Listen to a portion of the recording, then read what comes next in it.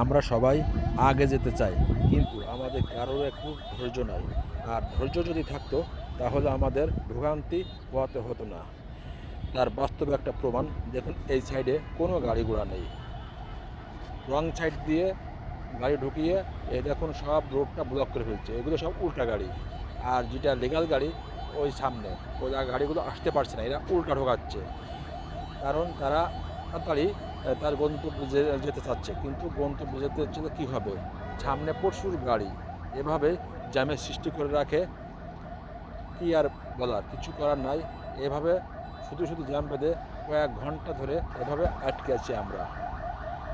বাস্তব এই দেখুন কত গাড়ি সিরিয়াল দিয়ে আছে, অথচ এই গাড়িগুলা উল্টা উল্টা আসার কারণে এই জ্যামের সৃষ্টি হয়েছে।